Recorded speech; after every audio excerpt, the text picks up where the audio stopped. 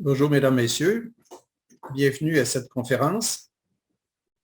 Nous allons attendre quelques minutes pour être certains que nous soyons tous présents. Mon nom est Christian Tremblay du réseau Tara. Je vous rappelle simplement le titre de notre conférence sous le thème « Créer un nouveau monde ». C'est de quelle façon? Par des moyens. Et les moyens suggérés, c'est en matière d'éducation et en matière d'économie. Alors, je vous laisse, je reviens bientôt.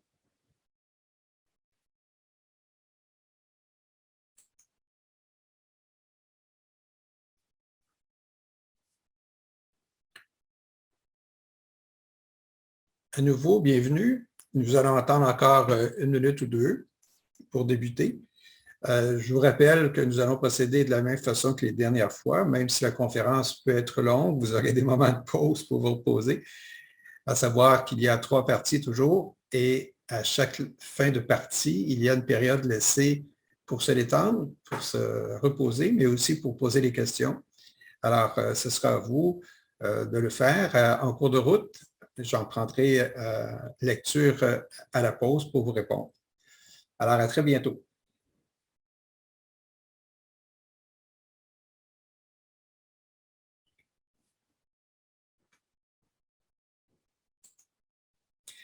Bonjour, mesdames, messieurs, bienvenue à nouveau. Alors, je vous rappelle mon nom, Christian Tremblay, je suis du réseau Tara. Je vous présente cette conférence aujourd'hui de la région de Montréal au Québec. Alors, ça me fait plaisir de saluer les gens d'outre-mer, évidemment les compatriotes au Québec, et je sais qu'il y en a d'autres en Europe. Et nous avons même vu qu'il y avait des gens d'Amérique du Sud. Alors, si c'est encore le cas, bienvenue à tous. Alors, notre conférence d'aujourd'hui est toujours sous le thème de l'urgence, créer un nouveau monde, et pour ce faire, découvrir et initier un paradigme mondial. Alors, rien de moins. Alors, il faut comprendre que nous sommes dans une période cruciale, qu'un changement est nécessaire. C'est ce que nous avons voulu démontrer. Et pour ce faire, pour ceux qui n'étaient pas là à la conférence précédente et pour que vous soyez tous au fait, je vous rappelle un peu ce qu'on a vu rapidement en faisant un petit résumé. Et d'ailleurs, ça pourra permettre aux autres qui étaient là de se le rappeler. Alors, ce que nous avions mentionné, c'est qu'on décrivait ce que voulait dire un nouveau paradigme et une nouvelle civilisation que nous avons appelée civilisation spirituelle.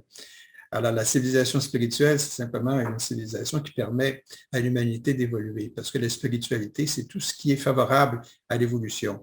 Et pour ce faire, on a démontré que la seule façon de le faire, c'est d'être vraiment en accès à la réalité. Et la réalité, c'est d'être en contact avec son âme et que la nouvelle civilisation sera basée, cette fois, sur le développement, la connaissance et le développement des pouvoirs de l'âme. Et inspiré par l'âme, c'est de cette façon que le nouveau paradigme s'installera. Et aujourd'hui, on va voir un peu comment ça va se faire, entre autres dans le milieu de l'éducation. Alors, pour atteindre cet objectif d'une nouvelle civilisation, d'une nouvelle culture, on a mentionné d'abord qu'on parlait de culture, cette culture qui est inspirée par ceux qui sont, disons, intuitifs ou qui sont inspirés. De leurs écrits, on retrouve des idées, on retrouve des pensées, et de là, tout se fait connaître, se répand, et une nouvelle civilisation peut être accessible à tout le monde. Et c'est comme ça toujours que les choses se sont faites. C'est ce qu'on appelle la loi d'aller du haut vers le bas, c'est-à-dire que la connaissance vient d'une part, l'inspiration, et par la suite, cette inspiration, ces écrits deviennent accessibles, connus, acceptés, et ça fait partie à ce moment-là des valeurs d'une société, d'une nation, et même actuellement de l'humanité, puisque l'information va évidemment, est très accessible aujourd'hui. Alors, les objectifs qu'on a mentionnés la dernière fois, c'était une expansion de conscience, c'était la règle de base, si on veut. Cette conscience-là étant voulant dire d'être de plus en plus près de l'âme, puisque nous sommes des âmes en incarnation par définition. Les découvertes scientifiques également ont fait l'objet à travers l'histoire de ce renouveau. Et il y en aura beaucoup d'autres, et spécialement lorsque l'homme aura renoncé à la guerre, il sera dans une démarche de fraternité. Et c'est ce que l'ère du Verseau nous promet. Ensuite, évidemment, ça suppose d'avoir un sens de la responsabilité. Ces démarches-là, on va les voir plus en détail aujourd'hui. Mais ça voulait dire aussi de répondre et de faire face aux défis préalables à ce que je viens de mentionner. Et pour ce faire, c'est de dissiper les mirages et les illusions. Alors, en 2 mots, un mirage, c'est une déformation de la réalité, c'est une interprétation fautive ou partielle de la réalité, mais au niveau des émotions, au niveau émotionnel. Et comme la grande majorité, 99 et plus % de la population est polarisée à ce niveau-là, alors à ce moment-là, la dissipation des mirages devient essentielle. Alors, il y a 5 grands mirages que nous avons vus et qui doivent faire l'objet d'une démarche particulière pour les dissiper. Nous avons joint un texte que vous avez déjà sur notre site qui vous donne 3 grandes techniques pour dissiper les mirages et les illusions. Et la technique particulière concernant les mirages, c'est la technique de la lumière. Alors, je vous invite à lire ce texte-là. Peut-être plusieurs l'ont lu. Et s'il y a des questions, on y reviendra à la fin de cette première partie.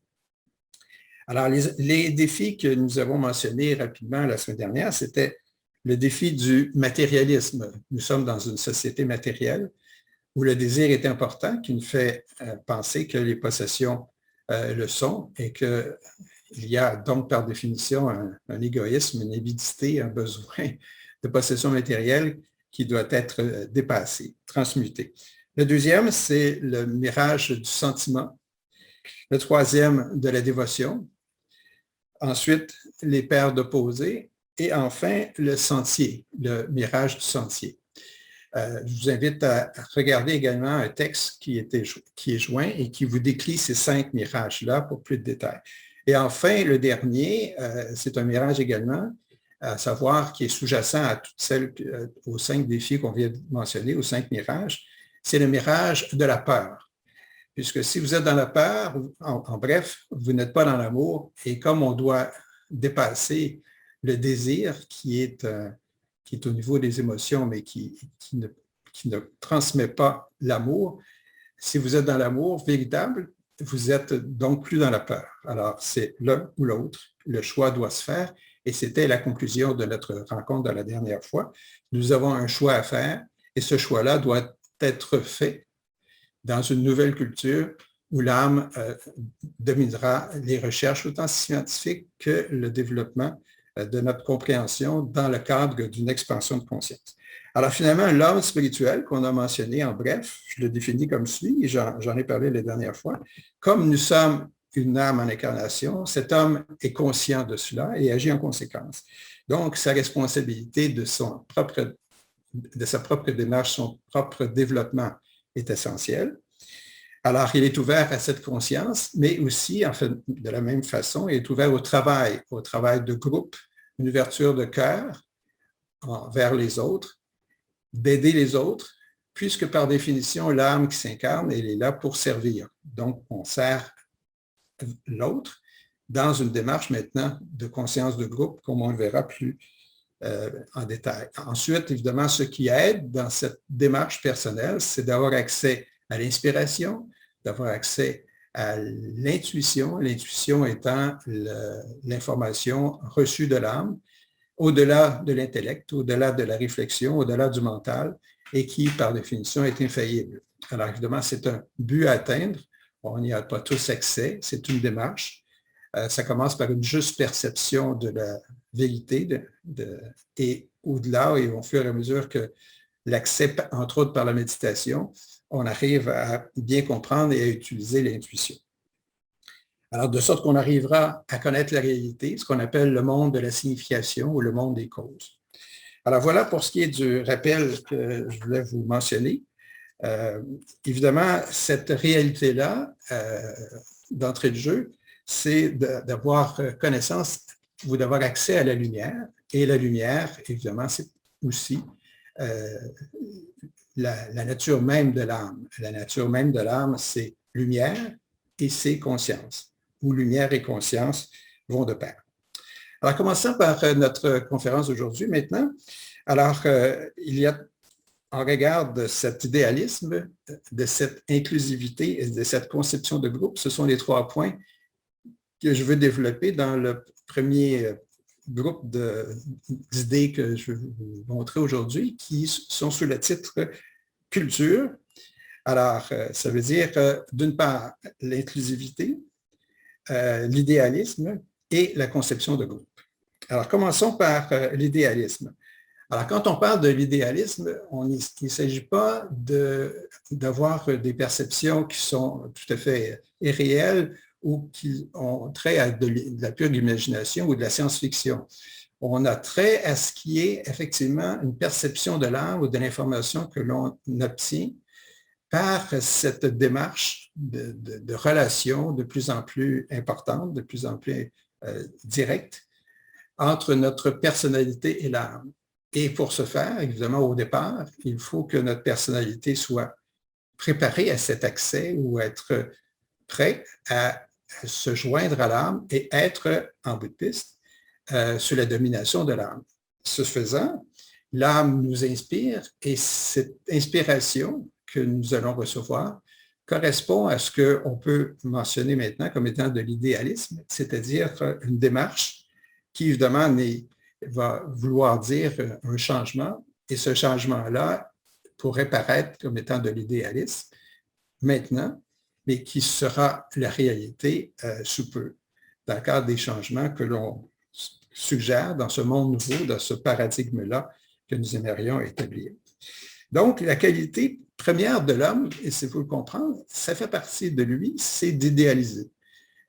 Puisqu'effectivement, nous sommes toujours, et nous l'avons toujours été, évidemment, des âmes en incarnation. Alors, notre source, c'est la conscience de l'âme. Alors, tout est là, il faut bien en prendre conscience. Donc, il faut reconnaître que les idées, c'est évidemment, on l'articule par le mental, mais ces idées-là, nous sommes inspirés et nous devons l'être de plus en plus par, évidemment, notre contact avec l'âme.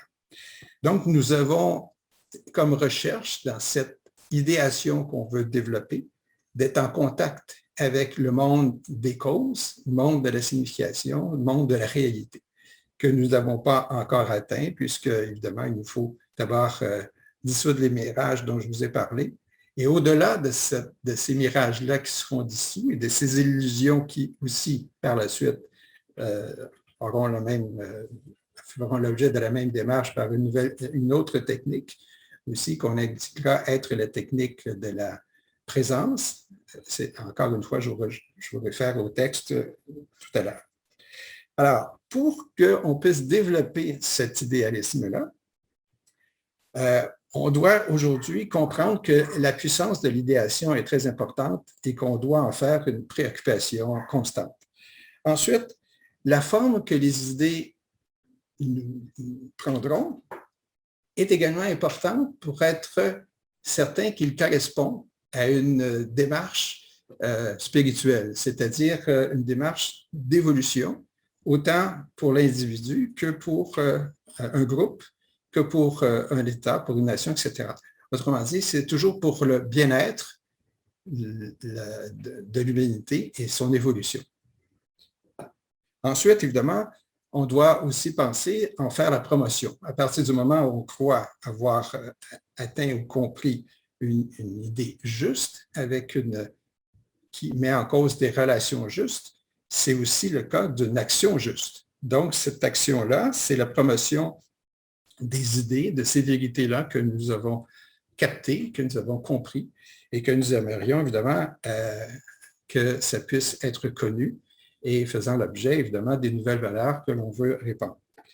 Ces gens-là qui ont cette tâche ou qui ont cette inspiration-là, on les appelle les penseurs intuitifs. Ces penseurs-là, évidemment, intuitifs voulant dire qu'ils sont en contact, qu'ils soient conscients ou non, mais de plus en plus avec l'âme, dont ils reçoivent l'inspiration, entre autres l'intuition de l'âme, que ce soit dans le cadre de leurs travaux purement, qui met en cause purement l'intellect, ou que ce soit des travaux de recherche scientifique, la démarche est la même. Le résultat est aussi de permettre le développement de l'humanité. Alors, ces penseurs-là sont intuitifs. Les recherches scientifiques sont de plus en plus nombreuses. Et par définition, ces gens-là se libèrent de leur illusion pour voir la réalité. Et de cela, ils arrivent à émettre une pensée et une science de plus en plus à l'image de ce que nous sommes vraiment. Donc, la nouvelle culture, ce sera la culture de l'individu, c'est bien sûr, mais ce sera aussi la culture de l'âme. Les deux iront de pair. C'est ce qu'il faut d'abord retenir. Cette culture-là, elle est subjective, par définition, elle est spécialisée, elle met en cause les connaissances et les traditions que nous avons développées au cours des âges. Ça veut dire d'aller au-delà de ce que nous avons en Occident, mais de voir aussi qu'est-ce qui a été développé en Orient. Et là, ça a trait, je pense, au monde de la méditation, au monde subjectif de la rétrospective et de la conscience de l'âme et de l'expansion. Donc, la nouvelle culture sera un lien entre l'Occident et l'Orient, enfin jumelés, qui permettront à chacun de ces groupes d'idéologues et de chercheurs d'en faire une synthèse, puisque, évidemment, l'ère du Verseau, c'est, entre autres, la valeur de synthèse. C'est une culture qui, évidemment, nous portera sur l'inspiration, l'illumination, l'intuition. Alors, le plan mental, donc, deviendra important. On doit donc dépasser le plan des émotions qu'on a vu tout à l'heure, puisqu'on aura dissipé nos mirages, et qu'on se sera polarisé au niveau mental. Alors, en bref, l'évolution, je l'ai mentionné, mais je le rappelle, c'est que nous sommes passés, évidemment, d'un contrôle physique, c'est fait depuis longtemps. Nous sommes maintenant polarisés au niveau des émotions ou au niveau astral, c'est la même chose. Et l'étape suivante, c'est de se polariser au niveau mental. Et c'est là où plusieurs se retrouvent, de ceux dont on parle maintenant. Et évidemment, dans un avenir prochain, il faudra que l'humanité entière arrive à cette étape-là. Évidemment, ça ne sera pas fait du jour au lendemain, mais c'est la démarche qui permet d'avoir une personnalité qui sera de plus en plus intégrée et étant intégrée, de plus en plus accessible à l'âme et qui acceptera ce contact et plus que ça, cette domination de l'âme qui permettra à la personnalité d'agir en fonction de ce que l'individu est fondamentalement, c'est-à-dire la réalité étant que nous sommes à nouveau des étincelles divines qui s'incarnent pour effectivement évoluer et surtout faire évoluer l'humanité. Donc, ça se traduira par les intellects, on l'a vu, ceux qui captent cette information-là et qui l'actualisent dans leur écrit. Les éducateurs aussi, c'est l'objet de notre démarche maintenant, les éducateurs seront importants et feront cette même démarche. Le nouveau travail de recherche en psychologie sera le travail sur les pouvoirs de l'âme, la nature de l'âme. De sorte que dans l'éducation, rapidement, au niveau primaire, on développera chez les étudiants l'instinct, la juste compréhension de l'instinct, la bonne volonté. Au niveau secondaire, on développera ce qu'on appelle l'intellect, la pensée juste, la relation juste, la conscience de groupe. Et au niveau universitaire, ce sera le développement plus particulier de l'intuition, qui est la troisième étape. L'intuition étant, effectivement, entre autres par la méditation et d'autres techniques qui seront déjà de toute façon bien connues par l'ensemble du monde de l'éducation, mais qui sera d'autant plus accessible qu'on en fera des objets de recherche et d'expérimentation. Donc, le résultat fera qu'on pourra naviguer autant avec nos instincts qui sont importants, notre intellect et notre intuition pour en faire un tout. Ça deviendra quelque chose d'accessible à tous et ça deviendra également un élément de source d'inspiration, évidemment, mais aussi d'illumination. Illumination, ça veut dire à partir du moment où le mental, sur lequel nous serons polarisés, reçoit ce qu'on appelle l'énergie de l'âme ou la lumière de l'âme, c'est un terme équivalent. Le fait de recevoir cette lumière-là fait que le mental devient illuminé. C'est ce qu'on veut dire par un mental illuminé. Le mental illuminé permettra, par la technique, entre autres de la lumière dont j'ai parlé tout à l'heure, de dissiper les mirages, ce qui est l'étape première, et après, évidemment, de comprendre ce qu'on appelle la pensée abstraite qui nous viendra de cette inspiration-là ou de cette intuition de l'âme, et par l'intellectuel, de le rendre concret. Et c'est le cerveau qui, en troisième lieu, est relié. Alors donc, à l'intellect, par le mental, l'intellect est d'arriver au cerveau. Et là sera bien définie cette inspiration-là qui nous viendra et qui passera d'abord par une idée abstraite qu'il faudra bien comprendre pour enfin se manifester. Et c'est ce qu'on appelle la manifestation des vérités fondamentales qui seront de la base de cette nouvelle culture et par la suite, évidemment, de cette nouvelle civilisation, évidemment, donc spirituelle, et d'aboutir, évidemment, à ce changement, à ce nouveau paradigme que l'on souhaite. Alors, ce que je vais résumer en quelques points maintenant, ce que je voudrais qu'on retienne de ce que j'ai dit jusqu'à date, c'est qu'au niveau de l'éducation, la nouvelle éducation qui sera basée sur la science de l'âme, c'est un incontournable. C'est demain, la science de demain, c'est-à-dire que c'est la science de l'âme ou de la nature et de l'étude des pouvoirs de l'âme. Alors, cette nouvelle éducation-là, elle sera donnée dès le début de toute éducation, évidemment sur une forme bien particulière pour les jeunes. Il s'agira simplement de bien comprendre les principes de la bonne volonté et puis de l'interaction dans un cadre de relation juste entre nous et entre les groupes. Ensuite viendra le développement du pouvoir du mental, des pensées, la recherche de ce qu'on appelle les pensées inspirées, la recherche de vérités fondamentales qui sont déjà bien étayées par certains écrits, mais qui continuera de l'être davantage. Et ça voudra dire effectivement de développer le pouvoir de l'idéalisme, de la pensée juste, et évidemment dans une polarisation mentale. Alors voilà, sur ce premier point concernant la culture. Maintenant, j'aborde l'autre point qui est évidemment un corollaire, c'est-à-dire l'inclusivité. Et pour parler d'inclusivité, ce qui était mentionné dans notre plan de démarche aujourd'hui, on parle du cœur, du groupe, de la conscience et de l'âme. Alors, en bref, quand on parle du cœur, c'est que toute démarche personnelle commence par l'ouverture de cœur.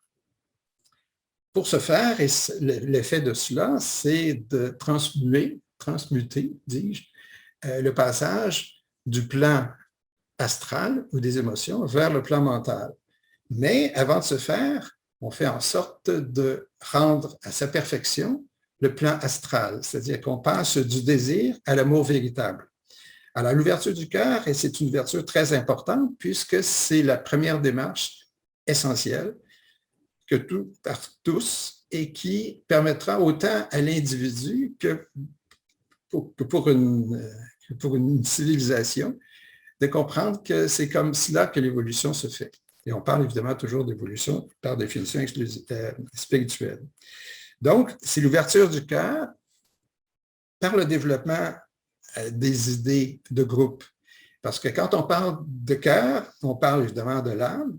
Et comme l'âme a pour but de servir, lorsque nous sommes dans une ouverture de cœur, nous sommes dans une démarche de plus en plus altruiste, agissant avec innocuité. Et donc, la conscience et la relation de groupe devient un élément naturel d'accessibilité ou d'action ou d'expérimentation de cette ouverture de cœur. Alors, nous passons par la transmutation du désir égoïste en amour véritable, je l'ai mentionné. Alors, l'âme agit, nous ouvre sa lumière, nous ouvre sa connaissance, nous ouvre son inspiration. Et l'âme étant conscience de groupe, nous passons à l'étape de l'inclusivité, c'est-à-dire que l'individu inclut toutes ses capacités, comme on vient de le voir, les capacités au départ des plans émotionnels transmutés, arrivant au plan mental bien identifié, le tout étant unifié dans le cadre d'une personnalité qu'on appelle intégrée.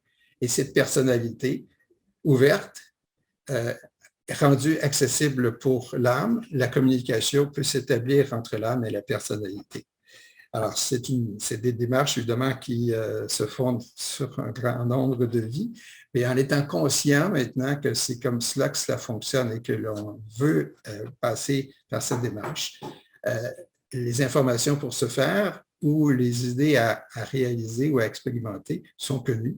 Alors, à chacun de faire de son propre niveau d'évolution cette démarche qui est davantage accessible puisque l'énergie y est aujourd'hui et que d'autre part, nous sommes conscients maintenant qu'il faut un changement.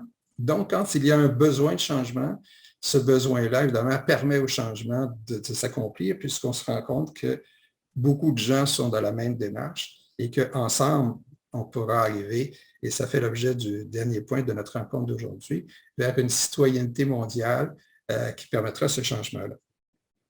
Donc, on arrive à cette inclusivité-là aussi, c'est évidemment, ça se pose dans tout ce que nous voulons réaliser, c'est-à-dire dans nos plans, dans nos conceptions, dans notre travail de groupe, l'inclusivité devient importante. C'est la règle de base.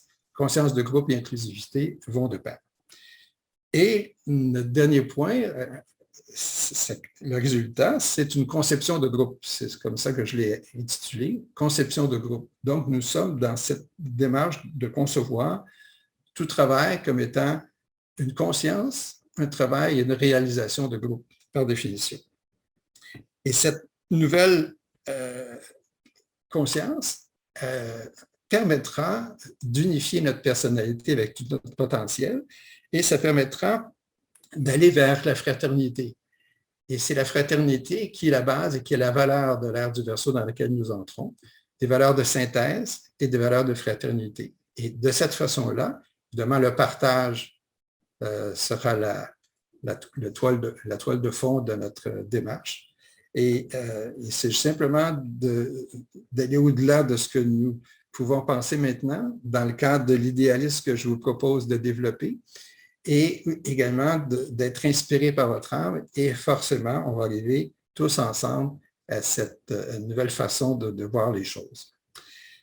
Alors, en bref, c'est ce que je voulais vous dire dans cette première partie, que je ne voulais pas trop longue pour qu'on puisse bien se situer. Alors, on va arrêter quelques instants. Et c'est là où, si vous avez des questions, n'hésitez pas, même si vous n'en avez pas. On va arrêter quand même quelques minutes, le temps simplement de se reposer un peu. La partie qui va venir est un peu plus longue, donc ce repos-là sera, je pense, bienvenu. Alors, je vous laisse pour quelques minutes et je vais regarder en même temps si vous avez des questions. Alors, à bientôt.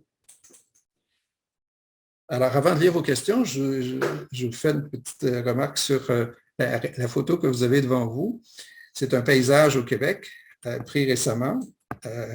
Et puis, pour les Québécois, c'est dans la région de Victoriaville. C'est bien les couleurs du printemps, de l'automne, c'est-à-dire pas du printemps. Et les couleurs sont évidemment colorées. Il y a même des photos qui peuvent en montrer davantage, mais on a voulu être évidemment de notre période actuelle et de faire contempler que les couleurs ici, au Québec, sont magnifiques.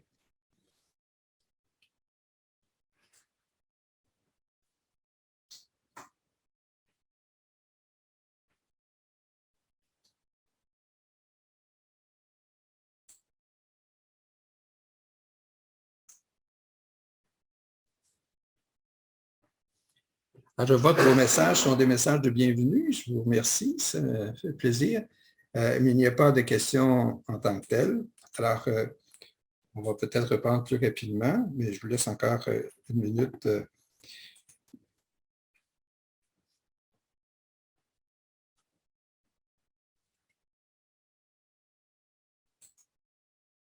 Alors voilà, on se retrouve.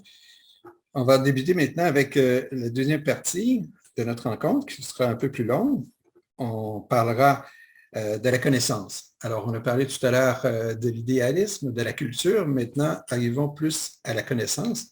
Alors, plusieurs points seront regardés. Les rayons, voulant dire les types d'énergie sur lesquels nous sommes. On fait un petit rappel et il y a vraiment une démarche à développer, qu'il y aura aussi les thèmes de la méditation, de l'antakarana, et pour finir avec la maîtrise de la personnalité. C'est des thèmes qu'on a déjà abordés, mais c'est important de se le rappeler dans le cadre surtout du renouveau que l'on souhaite et qui passe par ce que je viens d'indiquer. Cette connaissance-là, donc, elle est essentielle et elle sera accessible, et on l'a vu, accessible le plus possible à tout le monde pour qu'on puisse évidemment comprendre que d'abord la démarche, elle est essentielle, incontournable, et aussi que c'est le propre de notre devenir. Donc, on ne peut jamais être à côté de notre expérience. Donc, si l'expérience, c'est celle-ci, bien forcément qu'on ne peut pas la faire par d'autres. On ne peut pas la faire en pensant qu'il suffit d'y penser que ça suffit. Il faut expérimenter. Il n'y a rien qui peut demeurer dans notre bagage d'évolution si nous ne l'avons pas expérimenté. Bref, on peut lire beaucoup, mais si on se contente de lire, évidemment, on n'y arrivera pas. Alors, je vous donne juste un petit exemple. On peut être conscient que la méditation est importante, mais encore faut-il que la pratiquer et d'en recevoir le fruit. Et là, recevoir le fruit, c'est, en bout de piste, de recevoir l'intuition de l'âme. On y reviendra, je voudrais vous donner un exemple. Alors, commençons par les types d'énergie qu'on appelle des rayons. Une bonne documentation, une bonne lecture est faite dans les livres d'Alice Bailey qui nous inspirent beaucoup pour ces présentations de ces conférences-là. Nous avons joint sur le site partageinternational.ca un texte qui a trait à la description des 7 types d'énergie ou 7 types de rayons. J'espère que vous le lirez si ce n'est pas déjà fait. Évidemment, c'est bref ce que je vous ai mentionné. Par contre, je vous indique également que sur notre site partageinternational.ca, il y a un grand nombre de documents thématiques, c'est-à-dire nous avons repris plusieurs extraits des livres, entre autres, d'Alice Bailey, sur le sujet des rayons, des 7 types d'énergie, 7 types de rayons. Et là, vous avez une description évidemment plus étoffée. Un de ces documents thématiques a environ 250 pages. Alors là, je vous invite à le regarder, télécharger gratuitement et je vous invite évidemment à faire cette démarche-là, dont je vous donne certains aspects de départ pour guider spécialement ceux pour qui, évidemment, l'étude des rayons fait l'objet d'une première démarche, une première information, si on veut. Alors, rapidement, les rayons, il y en a 7.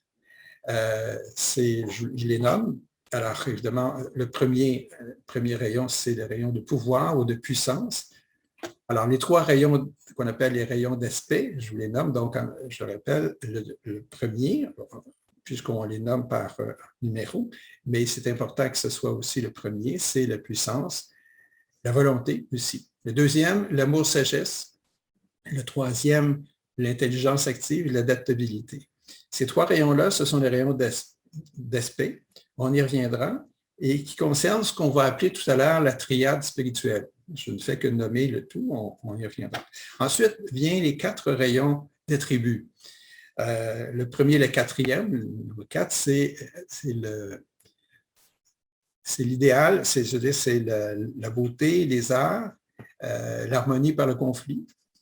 Le 5e, la connaissance concrète, l'intellect. Le 6e, l'idéalisme abstrait. Le 6e, c'était le rayon qui a dominé toute la période de l'ère du poisson que nous quittons. Et le 7e rayon, qui est le rayon du rituel, de l'ordre, de l'organisation, de la synthèse, de la fraternité, c'est le rayon 7. Le rayon qui sera en évidence pendant toute l'ère du Verseau, ère dans laquelle nous sommes déjà entrés. Alors, quand on parle maintenant de ce qui s'en vient, de l'énergie du rayon 7 ou de ce type d'énergie, de rayon, il faut le connaître pour évidemment apprécier ce qu'il est et aussi en profiter et de développer les qualités. Ceci étant, il y a aussi nos propres rayons, c'est-à-dire nous avons 5 corps, on l'a vu, un corps physique, un corps émotif, un corps astral, ensuite un corps mental, le tout formé et faisant qu'il y a un corps distinct qu'on appelle la personnalité, et enfin l'âme. À chaque incarnation, nous sommes sur des types de rayons différents que nous avons choisis en fonction des expériences et de notre niveau d'évolution que nous voulions faire dans l'incarnation dans laquelle nous sommes présentement. Le rayon qui constitue celui de l'âme demeure le même d'une vie à l'autre. Évidemment, par définition, la réincarnation existe, vous l'avez bien compris.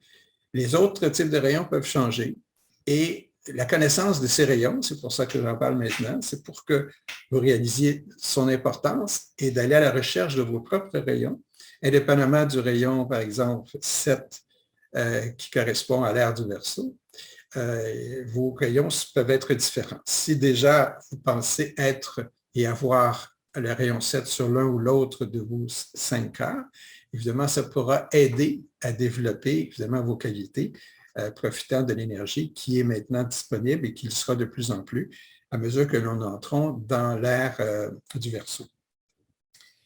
Alors, à nouveau, je vous réfère au document que je vous ai déjà mentionné. Alors, la prochaine civilisation, celle dans laquelle nous entrons et qui sera vraiment une autre civilisation que l'on veut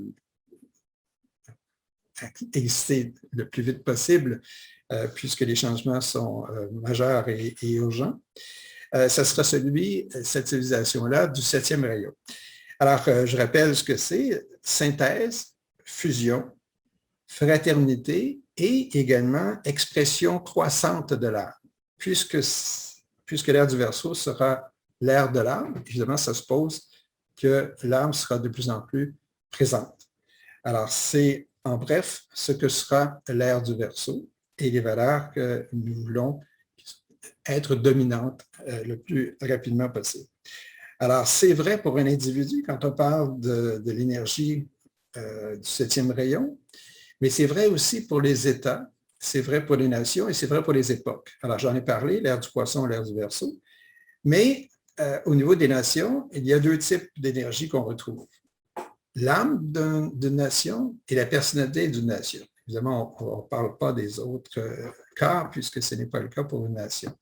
Donc, ceci demeure, c'est-à-dire qu'on pourrait retrouver pour tel pays tel type d'énergie, et c'est connu.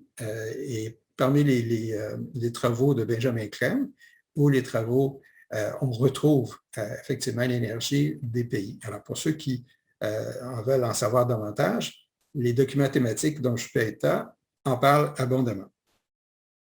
Alors, je reviens à l'énergie du 7e rayon. C'est un rayon, évidemment, qui va permettre, en bout de piste, une unité sociale, c'est bien ce qui est inscrit, et une vie de juste relation de groupe. On l'a vu tout à l'heure, c'est par le 7e rayon qu'on va arriver à ce résultat-là, qui est évidemment essentiel pour développer les qualités du 7e rayon. Beaucoup de gens qui sont du 7e rayon s'incarnent maintenant, puisqu'ils attendaient ce moment-là pour pouvoir développer ce qu'ils sont vraiment. C'est-à-dire, ça suppose que ce sont des personnes dont probablement le rayon de l'âme et le 7e rayon, mais qui ont aussi peut-être, ou simplement, d'autres types d'énergie ou qui choisissent ce type d'énergie pour l'un ou l'autre de leur corps, que ce soit la personnalité, le corps mental, etc., pour effectivement bien actualiser leur potentiel. Alors, ces personnes-là, on peut les décrire tout de suite déjà, ce sont des gens qui ont un sens éminemment pragmatique, pratique, avec un objectif de résultat. Donc, ils auront pour tâche d'apporter la nouvelle forme de la vie. Ça suppose qu'ils pourront œuvrer, en particulier dans le monde de l'éducation. Donc, ils vont façonner, autant par une démarche scientifique, si c'est le cas, que par une démarche d'idéation, comme on l'a dit, d'idéalisme, ou simplement en enseignant les vérités fondamentales, cette nouvelle culture et par la suite cette nouvelle civilisation. Ça va produire également l'intégration des énergies du corps physique, donc de la personnalité, du corps des émotions transmutées et du mental. Cette intégration-là fera également l'objet des travaux de cette énergie-là, entre autres par ceux qui seront plus davantage sous ce choix-là ou cette domination-là de cette énergie-là.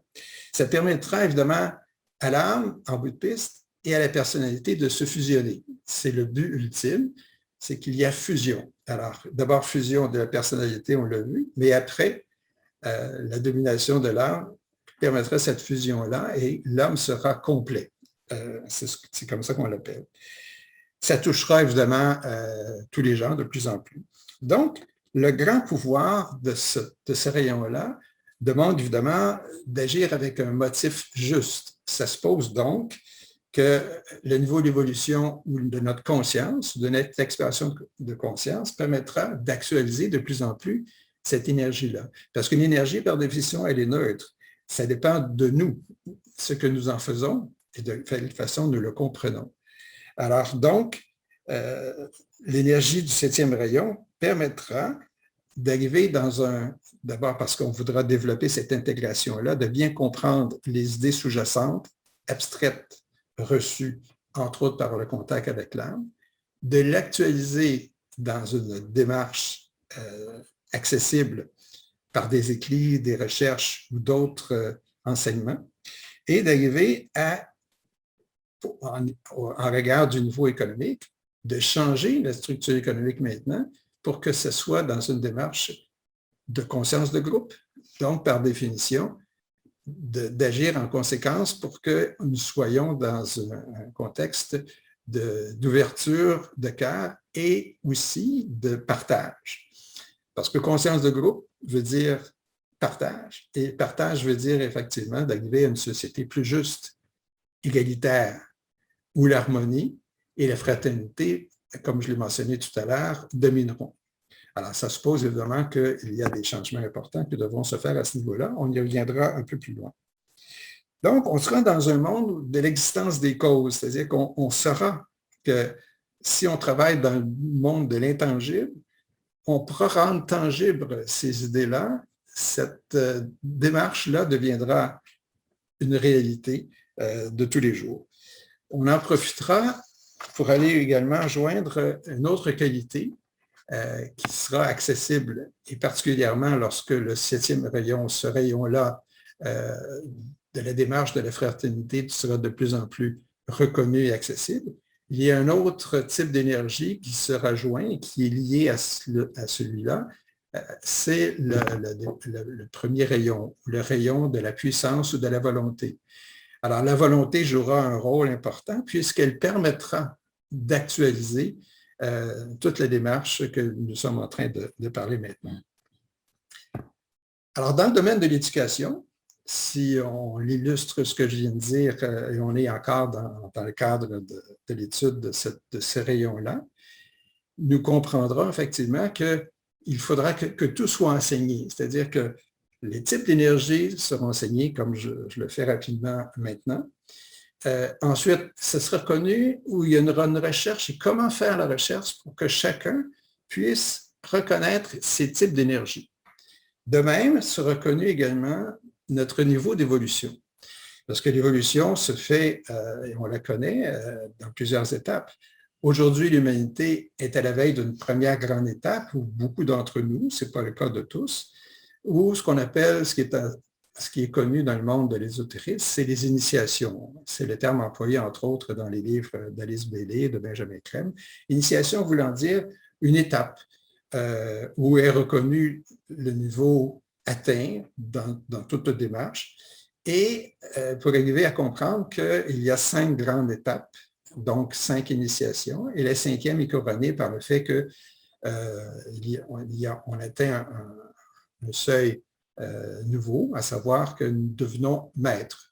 Le mot maître veut dire, selon le langage auquel je fais référence, au fait que nous avons atteint cette perfection, que la fusion entre l'âme et la personnalité, elle est complète, que nous avons développé toute notre capacité, c'est-à-dire que l'homme s'est réalisé complètement. Donc, il a terminé ses expériences terrestres, il n'a plus besoin de se réincarner. C'est l'étape où nous devenons maîtres. Et à ce niveau-là, il y a des choix qui sont présents à ceux qui sont rendus là. Il y en a un certain nombre qui le sont déjà. Et un des choix de chemin, parce que le chemin ne s'arrête pas là, est de demeurer sur Terre et d'agir et d'aider les gens comme nous qui sommes dans la démarche d'atteindre ces niveaux-là. Alors, quand on parle de maîtres, quand j'en parlerai tout à l'heure, on parle de ceux qui ont atteint ce niveau-là et qui sont encore avec nous. D'autres cheminent ailleurs, évidemment, ils ne sont plus en relation avec nous. Alors voilà, ce que je disais, c'est que maintenant, la première étape n'est pas encore franchie. Un certain nombre l'ont déjà fait, que ce soit la première, deuxième, troisième ou quatrième initiation, de plus en plus, évidemment, de plus en plus dans un nombre restreint, plus on avance dans ces étapes-là. Mais bientôt, avec l'ère du Verseau et avec l'arrivée des maîtres dont on parlera, un grand nombre de personnes auront atteint cette première étape et comprendront ces vérités-là dont on parle maintenant, connaîtront leur niveau d'évolution, connaîtront leur type d'énergie, connaîtront leur propre démarche personnelle. Ils seront dans le détachement et dans l'altruisme et avec eux sera construite cette nouvelle civilisation dont on parle. Donc, si on revient à comprendre, et c'est important, les trois grandes énergies, ce qu'on appelle les trois rayons d'aspect, alors je le rappelle, c'est la volonté ou la puissance, le deuxième, l'amour-sagesse, et le troisième, l'intelligence active. Ces rayons-là sont importants d'être reconnus. Pourquoi? Parce que c'est ce que nous aurons accès par la méditation et par un autre chemin qu'on regardera dans un instant, qui s'appelle l'antakarana. Alors, nous sommes des âmes en incarnation, on l'a vu, et je ne vais pas le répéter, mais par l'antakarana, qui est une démarche, nous avons accès à la monade, et la monade, c'est notre étincelle divine qui nous rejoint par l'intermédiaire de l'âme. Et elle est caractérisée par trois grands types d'énergie qui nous concernent maintenant et qui sont ces trois rayons ou ces trois types d'énergie qu'on appelle les trois rayons d'aspect. Alors, c'est un peu la Trinité, la Sainte Trinité, c'est ça. C'est-à-dire donc, à nouveau, puissance, volonté, amour, sagesse et intelligence active. Certains diront que l'intelligence active, c'est le Saint-Esprit, c'est le Père, le Fils et le Saint-Esprit. On peut le voir aussi de cette façon-là.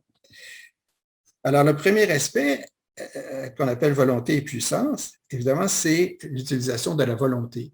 C'est un type d'énergie qui devient de plus en plus accessible particulièrement à ceux qui peuvent et qui ont le droit, en disant ça comme ça, entre guillemets, d'une façon symbolique, de l'utiliser. Pourquoi? Parce que c'est un rayon puissant et pour ce faire, il faut qu'il soit bien employé. Et il est maintenant accessible. Pourquoi? Parce que l'humanité a commencé cette ouverture de cœur, qui est la première étape dont je parlais tout à l'heure.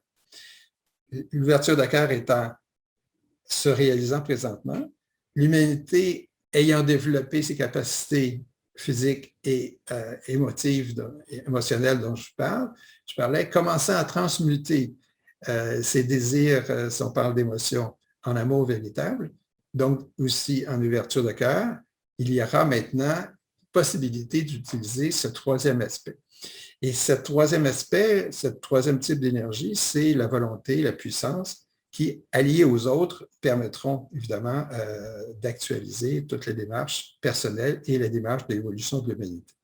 Donc, le premier aspect, le premier rayon, c'est une énergie de volonté qui est maintenant libérée, comme je le disais, et qui sera de plus en plus accessible. Ce type d'énergie-là vient particulièrement et est accessible par, non pas la hiérarchie, mais par Shambhala. Alors, une autre information, et j'ouvre une parenthèse à ce niveau-là. Sur Terre, il y a trois grands groupes, si on veut, un sous l'autre, si on veut. D'abord, l'humanité en premier, qui réalise toute la démarche dont on parle maintenant. En deuxième, il y a la hiérarchie composée de maîtres, on vient d'en parler, et de ceux qui sont aussi des initiés de haut rang qui travaillent en collaboration avec les maîtres. Donc, ils forment la hiérarchie agrandie, si on veut. Et enfin, au-dessus de cette hiérarchie-là, il y a Shambhala. Shambhala, c'est le lieu où est connue la volonté du Logos planétaire. Alors, chaque planète a un être dont le corps de manifestation est la planète et qui voit à émettre les plans de développement de la planète qui sont connus par des êtres infiniment évolués et qui transmettent à la hiérarchie le plan et que la hiérarchie exécute par l'intermédiaire de l'humanité. Donc, cette hiérarchie-là représente l'amour-sagesse pour l'humanité et Shambhala représente la puissance, là où est le plan connu, l'énergie de volonté qui nous est donnée. Donc, aujourd'hui, l'humanité est ouverte à ces énergies-là de plus en plus accessibles et est inspirée évidemment par toute la démarche de la hiérarchie qui est représentée par des maîtres qui bientôt, et qui sont maintenant plusieurs dans un corps physique, qui bientôt se présenteront à l'humanité, avec lesquels nous travaillerons et avec lesquels, évidemment, on passera des étapes importantes et avec lesquelles nous évoluerons davantage. Alors, l'humanité, à la fin de l'ère du Verseau, sera évidemment beaucoup plus évoluée qu'elle ne l'est maintenant, puisque nous avons réalisé tout ce que nous souhaitons, et je vous mentionne présentement. Donc, je ferme la parenthèse pour parler maintenant à nouveau rapidement du deuxième aspect, du rayon d'aspect, qui est l'amour-sagesse. Dans le fond, c'est l'expérience de la conscience. C'est l'éveil aux intérêts et à la vie de groupe. C'est l'amour de la fraternité, de l'idéal. Et cette énergie-là permet d'établir un canal entre, évidemment, la monade, l'âme et nous, et entre, évidemment, la hiérarchie et l'humanité. Et enfin, rapidement, le troisième aspect, ce qu'on appelle l'intelligence active, c'est là où se concrétise tout ce que nous avons mentionné des deux premiers aspects, avec cette énergie de l'intelligence active. Alors, c'est le rayon du service juste, du motif juste, de l'action juste. C'est le pouvoir créateur lié aux intérêts de l'âme, donc, et de la monade et de l'évolution, et c'est le fil, donc, de créativité. Je ne fais que l'énumérer pour aller plus rapidement. Alors, l'humanité, comme je le disais, est représentée par ce troisième type d'énergie où se réalise et se cristallise, non pas se réalise, mais se développe notre ouverture de cœur et par l'intermédiaire de l'énergie également de la volonté. Aidé par la hiérarchie, je viens de le mentionner, et inspiré également par Shambhala, où se retrouvent les représentants du logos planétaire. C'est là que se trouve connu ce que l'humanité comprend et applique maintenant déjà par ce qu'on appelle la bonne volonté, par le désir d'évoluer et aussi par ce qu'on appelle la conscience de groupe et l'inclusivité dont j'ai parlé tout à l'heure pour ceux qui ont un chemin plus, qui ont pris le chemin d'une démarche spirituelle. Alors voilà en bref ce que je voulais dire par les types d'énergie. Donc, je vous invite à effectivement développer cette connaissance-là, de comprendre quels sont vos types d'énergie. Et pour ce faire, il est indiqué dans les écrits que je vous réfère comment arriver à connaître ces types d'énergie-là. Mais pour être encore plus facilement lié à l'un ou l'autre de l'énergie, on doit regarder, ou je vous suggère de regarder plutôt les défauts, parce que chaque type d'énergie a ses qualités et ses défauts, les défauts étant ceux que l'on doit modifier pour développer les qualités qui sont l'inverse du défaut. Alors, regardez les défauts, et quand vous n'avez pas tous les défauts, ben, quand vous reconnaîtrez, vous verrez les qualités en conséquence que vous devez développer après avoir pensé où, sur quel décor se retrouve l'énergie en question. Il est certain que ce n'est pas une science exacte dans le sens que pour vous, ce sera, pour chacun d'entre nous, difficile à arriver à une certitude, mais dans la mesure où vous croyez que c'est cela, je pense que, et si vous êtes inspiré par l'intuition de l'âme, je pense qu'on va arriver à bien comprendre ce que nous sommes vraiment. Donc, la méditation est importante et j'ouvre maintenant un autre aspect de cette partie-là que j'appelle la méditation. Évidemment, la méditation, c'est la base de toute démarche. Ce n'est pas une démarche exclusive, mais c'est un incontournable nouveau. C'est-à-dire que tôt ou tard, on doit s'ouvrir à la méditation, en faire une démarche quotidienne. Et c'est comme cela, parce que le but même de la méditation, c'est d'être en contact avec son âme. Donc, c'est pour ça qu'évidemment, on comprend que c'est la science de la construction du pont entre notre personnalité intégrée et l'âme. Et plus que ça, au niveau de la monade et au niveau de l'antakarana dont on va parler, c'est d'aller après de l'âme à la monade. Donc, il y a des niveaux de chemin, si on veut, et le chemin vers la monade est important, mais débute par le chemin vers l'âme, tout simplement. Alors, on arrive donc à avoir accès à la lumière par la méditation. Et une qualité qu'on doit développer pour y arriver, c'est d'utiliser ce qu'on appelle la visualisation ou l'imagination créatrice. C'est important, c'est la prochaine science. Donc, le mot visualisation est à retenir puisque c'est la qualité première qu'on doit utiliser pour arriver à saisir et être en contact, c'est-à-dire de s'ouvrir et d'être disponible pour l'âme. Donc, créer cette visualisation-là que nous sommes avec nos pensées les plus élevées, avec la volonté d'être en contact avec l'âme et en faisant une visualisation que le tout se réalise petit à petit au fur et à mesure que nous méditons. Alors, dans le fond, la méditation passe par d'abord la concentration. La concentration est préalable. Si nous ne sommes pas capables de nous concentrer, on n'arrivera pas à méditer. La concentration, c'est une chose préalable, ce n'est pas la méditation en tant que telle. Commençons donc par se concentrer et après être et de demeurer dans la lumière de l'âme. Donc, il faut que le mental soit capable de demeurer sur un sujet précis, sur lequel qu'on appelle une pensée semence, sur laquelle vous vous concentrez. Une fois que vous êtes concentré et que vous êtes capable de demeurer dans cette pensée, dans cette étude de cette pensée, dans une démarche réflexive, vous pouvez après arriver à une démarche réceptive, c'est-à-dire qu'une fois ayant été en mesure avec votre mental d'être bien relié à cette pensée, à ce développement et à cette orientation-là, vous êtes concentré. Vous allez à un moment donné faire le silence et d'être à l'écoute d'une réponse qui pourrait venir de l'âme. Donc, vous avez procédé au processus qu'on appelle une invocation. Vous avez invoqué la lumière de l'âme, vous avez invoqué son énergie, ou simplement d'être accessible et de vous rendre accessible. Et petit à petit, vous allez voir que ce que vous recevez peut être une vérité qui vous semble vraie, qui vous semble infaillible. Puisqu'effectivement, l'ultime retour de l'invocation, c'est l'évocation de l'âme qui vous parle par intuition. Et l'intuition, c'est au-delà du mental, c'est au-delà de la réflexion. C'est une information qui vous vient de l'âme et cette information-là, vous allez la considérer que c'est vrai, puisque c'est vrai. Autrement dit, ça paraît être vrai sans raisonnement. C'est une information qui est infaillible.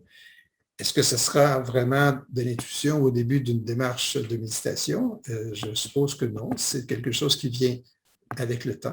Mais je vous invite évidemment à faire cette démarche-là si ce n'est pas encore fait. Alors, vous êtes dans une conscience de synthèse et vous visez à avoir une continuité de conscience.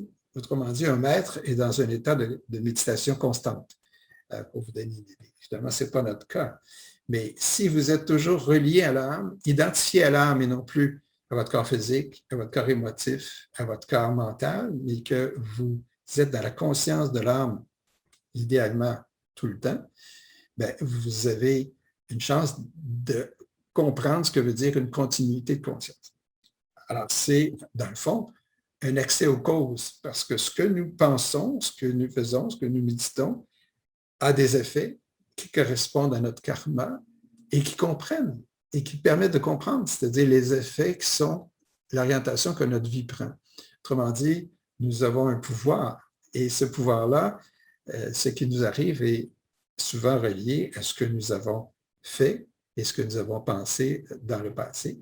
Et évidemment, la méditation fait partie de cette inspiration-là qui nous permet que notre vie puisse être changée, entre autres parce que nous méditons. Si nous sommes ouverts à la méditation, nous pouvons passer rapidement à l'autre étape, c'est ce qu'on appelle l'antakarana. Alors, qu'est-ce que veut dire l'antakarana? C'est d'avoir accès par ce canal-là à la triade spirituelle.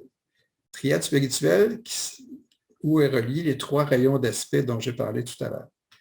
Donc, étant relié à l'âme par la démarche de la méditation dont on vient de parler, après, l'âme fait la démarche elle-même de se relier à ce qu'on appelle la monade, qui est l'étincelle divine qui est nous, qui est au-dessus de l'âme. Cette démarche-là est faite de lumière, tandis que la première démarche de la personnalité et l'âme, c'est fait de matière mentale que nous avons nous-mêmes créée en se reliant et aussi par la démarche que l'âme fait vers nous en répondant à notre demande.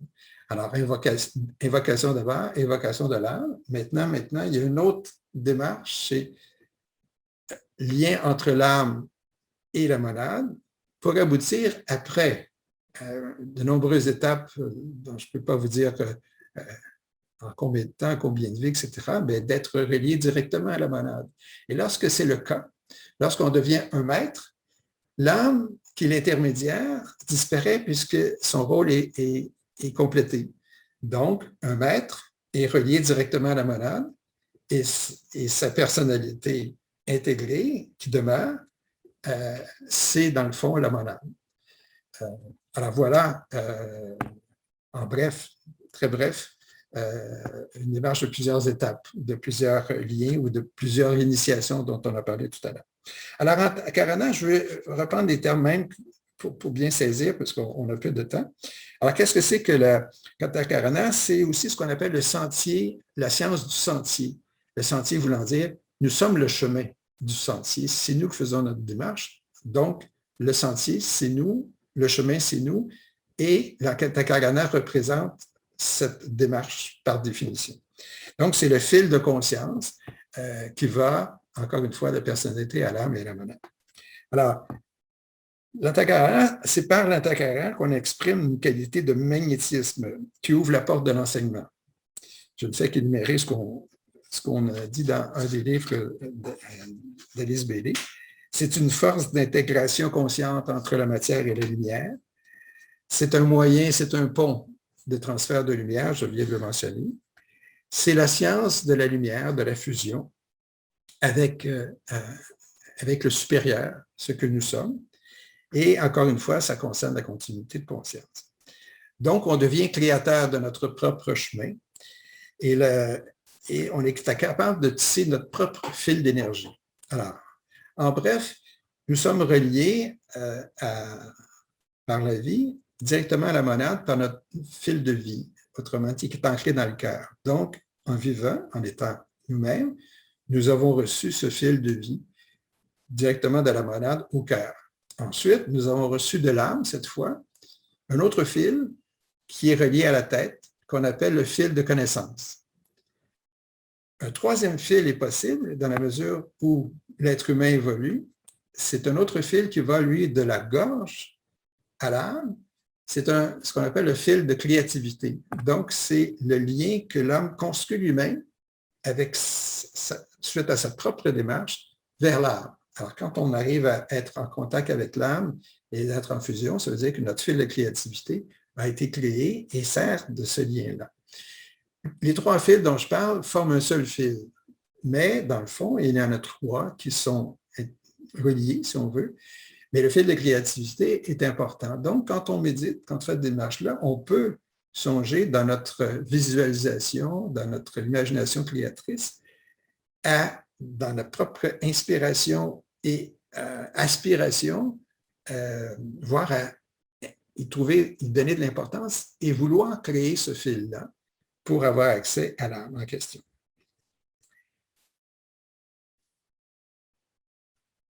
Alors, je vais résumer parce que je vois que le temps file.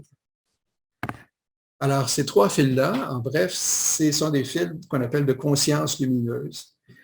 Fil de vie, fil de connaissance et fil de créativité qui deviendront de plus en plus éclatants, de plus en plus accessibles, de plus en plus chargés d'énergie, de lumière et qui permettront effectivement cette évolution-là qu'on souhaite tous pour chacun d'entre nous. Donc, les trois sciences importantes dans l'ère du Verseau, il y en a deux que on vient de voir rapidement, c'est la science de la méditation et la science de l'antakarana. Encore une fois, il y a un document thématique sur le réseau que vous pouvez télécharger qui concerne uniquement l'antakarana, vous en saurez plus. Il est important de comprendre un peu ce que c'est, puis évidemment de vouloir développer ces capacités-là qui, dans le fond, de se réaliser. Alors, ça constitue vraiment un incontournable aussi.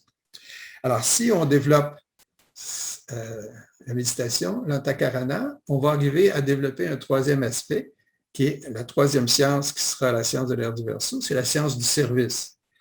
Et pour ce faire, on arrive à maîtriser notre personnalité, on vient de le dire, et on agit en conséquence par l'éducation que l'on reçoit et que l'on donne.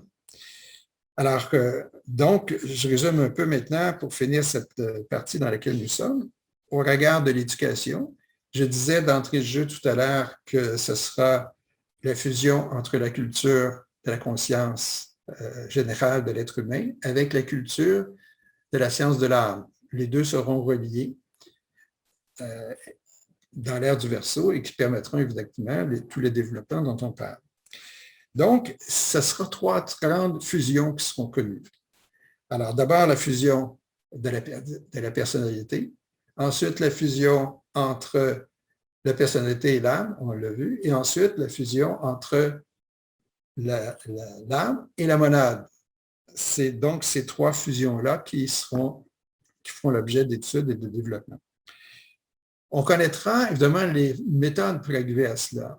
Et je vous invite à lire les documents que j'ai mis sur le site afin que vous puissiez vous faire une meilleure compréhension de ce que je dis maintenant. Alors, quand on parle de cela, les méthodes, à nouveau, c'est la méditation, c'est l'antakarana et c'est le service. Et c'est avec ça qu'on va pouvoir arriver à bien comprendre et d'une part dépasser nos mirages et nos illusions, voir la réalité et d'être vraiment en contact avec notre potentiel. Donc, le but de l'éducation dans le futur, si on veut résumer maintenant, c'est évidemment d'avoir de justes motifs quand on fait un travail, c'est d'avoir une intelligence solide, ce sera le but de l'éducation, et d'avoir une intuition consciente aussi. On l'a vu déjà. Et une fois qu'on aura ces trois aspects-là, on sera ce qu'on appelle dans un alignement correct, voulant dire qu'on ira du cerveau à l'intellect, par le mental à l'âme. Et cet alignement-là sera de plus en plus constant, facilement accessible. Et lorsqu'on débutera une méditation, par exemple, l'alignement viendra rapidement et on sera effectivement dans une démarche d'inspiration, après ça, d'illumination et enfin d'intuition de l'âme. Le rôle des parents est très important à ce niveau-là. Ce n'est pas seulement les éducateurs, mais c'est aussi les parents qui verront à ce que, au départ, première étape, que l'enfant à naître sera déjà dans une démarche de lumière, c'est-à-dire que la mère sera bien consciente du lien de lumière qu'elle a avec son enfant à naître et l'enfant naissant sera déjà de plus en plus lié à cette lumière que la mère et les parents auront bien voulu donner à l'enfant. C'est ce qu'on appelle le fil, évidemment, qui relie la mère à l'enfant, mais aussi un fil de lumière que les parents auront visualisé au profit de leur enfant. Il sera évidemment enseigné par la suite aux enfants et dans le monde de l'éducation, évidemment, le statut hiérarchique qu'on a mentionné tout à l'heure. Hiérarchie voulant dire, je ne parle pas nécessairement de hiérarchie, mais ce que je veux dire, c'est que c'est de reconnaître, évidemment, que certains écrits, que certains enseignements, que certains développements de gens qui ont atteint un niveau, parce qu'on connaîtra le niveau d'évolution des gens, seront des gens dont les enseignements seront effectivement considérés comme étant vrais et qui permettront évidemment d'inspirer tous et chacun d'entre nous. Donc, c'est ce qu'on appelle l'inspiration, c'est ce qu'on appelle la reconnaissance de l'évolution et du contrôle que certaines personnes ont de leur personnalité pour arriver à enseigner les vérités fondamentales. Alors, j'ai utilisé le terme statut hiérarchique. Ensuite de ça, on enseignera évidemment la qualité du don de soi, c'est-à-dire d'être au service des autres, en demandant rien pour le soi séparé, voulant dire que ce sera d'une démarche altruiste, avec innocuité. Ça fera partie de ce qu'on appelle la responsabilité de tous et chacun. Ensuite de ça, il y aura l'identification de chacun pour tous et tous pour chacun. C'est-à-dire qu'on sera dans cette conscience de groupe-là étant très reliés dans une démarche réciproque d'entraide. Et c'est pour ça qu'on arrivera petit à petit à établir cette conscience-là au niveau de chacun, au niveau des communautés dans lesquelles nous sommes, et maintenant au niveau des États, et pour ne pas dire maintenant au niveau des nations par la suite. Évidemment, c'est une démarche qui est longue, qui ne se fera pas du jour au lendemain, mais ces concepts-là n'ont pour but que d'arriver à cela de toute façon. Alors qu'ils soient plus longs ou moins, notre objectif, c'est que se réalise rapidement, mais c'est ça qui va permettre d'arriver à ce qu'on appelle un statut de citoyen universel, comme on va le voir dans un instant. Ce qui est à retenir, dans le fond, c'est que cet enseignement-là permettra d'arriver à établir entre tous et chacun une communauté de juste relation, une compréhension, et l'organisation sociale qui s'établira de ces pensées, de ces réflexions, de cette inspiration-là, permettra une organisation sociale, évidemment, égalitaire, basée sur la fraternité. Pour terminer ce passage-là, il y a évidemment, on sait bien que cette connaissance-là sera dédiée à l'étude de l'âme, on l'a vu déjà.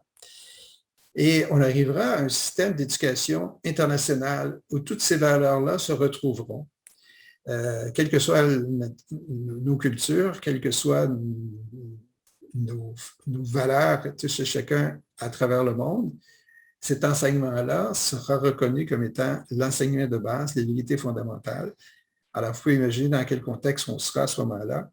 Nous serons à même de vivre ces vérités-là et ces inspirations-là qui nous amèneront vers, évidemment, une nouvelle civilisation. Ça va de soi. Alors, je m'arrête là. J'étais un peu vite, mais je pense qu'on a besoin d'un repos. Alors, à nouveau, je vous demande si vous avez des questions. N'hésitez pas. Sinon, de toute façon, on prend au moins un arrêt de quelques minutes avant de finir avec notre troisième étape de notre rencontre d'aujourd'hui. À bientôt.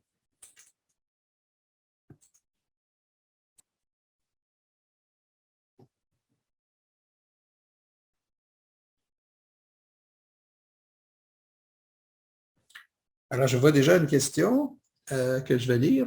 Comment pourrions-nous éviter la violence et les guerres entre les nations?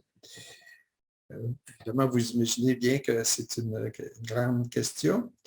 C'est évident qu'actuellement, c'est la situation. Pourquoi? Parce qu'au niveau des nations, tous ces grands principes spirituels ne sont pas encore compris, et particulièrement au niveau des dirigeants, qu'on pourrait peut-être dire dont le niveau d'évolution est peut-être encore embryonnaire. C'est une opinion bien personnelle, mais chose certaine, c'est que l'opinion mondiale qui vient, et peut-être que c'est la réponse à votre question, l'opinion mondiale qui est en train de se créer, est-ce qu'effectivement, toutes les démarches dont on vient de parler maintenant, l'homme est de plus en plus éveillé à comprendre qu'il y a un changement nécessaire. Et ce changement-là, il est de plus en plus partagé, que ce soit particulièrement au niveau de l'environnement, mais particulièrement aussi au niveau d'arrêter d'utiliser la violence pour régler des difficultés. J'ai en tête l'ancien président Carter qui, après son travail comme président, a fondé ce qu'on appelle la Croix verte. Évidemment, là, il est très âgé, il ne fait plus ce travail, mais il travaillait avec Gorbatchev, l'ancien président de la défunte Union soviétique, et leur motif, leur objectif, c'était de régler les conflits par le dialogue, par la négociation. Ils l'ont fait à plusieurs endroits. Ça n'a pas été quelque chose de bien connu, mais c'est un exemple qu'effectivement, il y a des alternatives à la guerre. Je pense que juste le fait que les maîtres seront présents avec nous présentement, qu'ils se manifesteront bientôt, qu'ils seront reconnus comme étant les gens en qui on peut avoir confiance et avec qui nous voulons travailler et évoluer.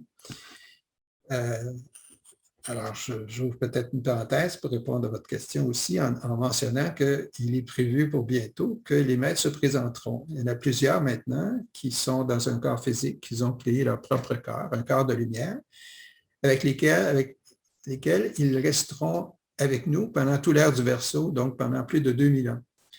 Donc, nous le verrons de vie en vie et nous allons cheminer à nouveau, comme je le disais, très rapidement avec leur présence. Ils auront une influence considérable et ils feront que, enfin, l'opinion mondiale de changement sera de plus en plus évidente et les gouvernements n'auront pas le choix que de suivre l'opinion mondiale ou les désirs, et plus que les désirs, les orientations évidentes que l'humanité devra prendre. Alors, les changements sont prévus pour bientôt. Pas les changements du tout au tout, mais un début de changement, faisant en sorte que je pense que les guerres dont vous parlez et les violences entre nations seront choses du passé.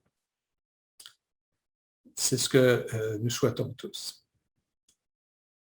Alors, je regarde s'il y a d'autres questions. Il n'y en a pas. Alors, on va encore prendre une minute pour que vous puissiez vous reposer un peu et on continuera bientôt.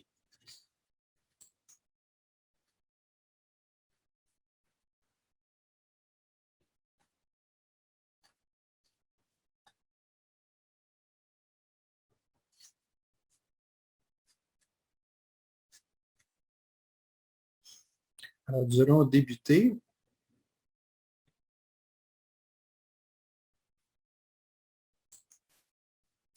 Voilà. Alors, merci de votre attention. Nous allons passer à la troisième étape de notre rencontre d'aujourd'hui, que j'appelle la citoyenneté universelle. En parenthèse, c'est la science du service. Alors, je vous parlais tout à l'heure qu'il y a trois grandes sciences, la science de la méditation, la Takarana, et maintenant le service, qui sont les sciences développées pendant l'ère du Verseau. Alors, j'ai intitulé cela aussi « Vers la fusion des aspirations nationales par la responsabilité du bien commun ». Alors, c'est l'ultime objectif de cette citoyenneté universelle. Alors, on s'est laissé tout à l'heure en disant oui, on vient vers un état de citoyen et un état de citoyenneté universelle, c'est-à-dire que les gens se retrouvent entre eux comme étant responsables, à première vue, de soi, du groupe, mais aussi finalement de l'humanité, parce que tout ce que nous faisons de favorable dans une démarche spirituelle ne peut qu'aider l'humanité à se développer. Alors, si chacun arrive à cette conscience-là, évidemment, l'humanité peut changer de tout au tout très rapidement. Alors, c'est ce qu'on désire. Et pour ce faire, ce que nous avons déjà vu se concrétise présentement. Par exemple, et on voit ça en termes d'humanité. C'est pour ça que là, ce que j'aborde maintenant, notre toile de fond, c'est l'humanité. La connaissance que l'on a acquise, ça a vitalisé, c'est ce qu'on dit, le corps mental de l'humanité pour créer une civilisation moderne, qui est celle dans laquelle nous sommes, mais aussi qui va permettre au cerveau de l'humanité, c'est comme ça qu'on doit le voir, à une nouvelle éducation, qui est une nouvelle éducation de masse, mais basée sur, enfin, les enseignements ésotériques, spirituels, la connaissance de l'âme dont on vient de parler. L'amour qui se développe, parce que l'humanité commence, comme je le disais, par une ouverture de cœur, va vitaliser ce qu'on appelle le corps émotionnel de l'humanité, de transmuer ce cœur-là vers un amour véritable dont je parle. Et ça se situe partout. Des gens de partout évoluent, créant dans chaque nation ce regroupement-là, si on veut, et ce développement de nos capacités. Et ça rejoint donc ce qu'on appelle le cœur de l'humanité. Donc, le cœur de l'humanité s'ouvre aussi. Il est prêt donc à exprimer ce qu'on appelle la bonne volonté, qui est le premier élément de base, bonne volonté. Par la suite viendra l'équanimité, l'innocuité, le détachement que chacun a dans ses relations de groupe. Et enfin, la volonté dont j'ai parlé tout à l'heure, qui est maintenant libérée, accessible pour ceux qui sont dans le cadre de cette démarche-là, va vitaliser et est en train de se faire ce qu'on appelle le mental de l'humanité. C'est la synthèse de groupe, le travail de groupe. C'est l'ouverture et la connaissance du plan du logos planétaire, le plan de développement qui est maintenant articulé que la hiérarchie utilise pour inspirer l'humanité à suivre le chemin tracé ou le chemin de développement que chacun, dans son libre arbitre, peut connaître, accepter et réaliser. Parce qu'il ne faut pas oublier que le libre arbitre est fondamental, c'est-à-dire que les maîtres inspirent, mais c'est à chacun d'en prendre conscience et d'accepter la démarche, comme ce sera à chacun d'accepter que les maîtres qui se présenteront soient des gens avec qui on veut travailler et avec qui on veut être et de qui on veut être inspiré. Ce sera à chacun dans son libre arbitre de dire oui. Voilà. Donc, on passera bientôt de la civilisation matérialiste dans laquelle nous sommes toujours où l'importance est donnée à l'économie présentement, à une autre étape qui est de comprendre que cette civilisation-là, basée sur le matérialisme, n'a pas apporté les buts d'égalité que nous souhaitions et n'a pas apporté la lumière d'une démarche de réalisation pour chacun d'entre nous. Et c'est une démarche, évidemment, qui n'a pas de développement ou qui n'aboutit pas à un cadre où on pourrait retrouver un épanouissement complet pour l'ensemble de l'humanité. Alors, actuellement, on doit passer, et c'est l'étape dans laquelle nous sommes, on appelle ça la traversée du désert. Désert voulant dire, c'est le moment où on se pose des questions sur ce qui est possible et ce qui est souhaitable pour changer et quel est le besoin du changement. On aboutira à conclure qu'on doit vivre d'une façon beaucoup plus simple, que nos besoins sont trop grands nécessairement aujourd'hui et que c'est dans ce cadre-là qu'on doit penser à partager. Et ce nouveau partage aura pour but de faire comprendre que ce n'est que par le partage et la coopération qu'on peut aboutir à régler les problématiques que l'on a, mais surtout de s'assurer que nous sommes dans un contexte sain, avec un environnement contrôlé et maintenant de plus en plus pur, sain, et que les changements économiques iront de soi pour permettre que les institutions internationales soient valorisées, à qui les nations seront d'accord pour apporter une partie de leur souveraineté pour que ces institutions-là, qui existent déjà comme les Nations unies et tous les grands organismes chapeautés par les Nations unies, seront acceptés comme étant les grands organismes de partage. Alors, on appelle ça un troc, c'est-à-dire que les nations accepteront de remettre le surplus de ce qu'ils ont au profit de ceux qui n'ont pas ou qui n'ont pas assez. Et ces organismes internationaux-là auront la responsabilité de partager les ressources. Ça veut dire aussi que tout soit accessible. Les connaissances soient accessibles d'une façon générale à tous. Donc, cette banque de connaissances sera accessible partout.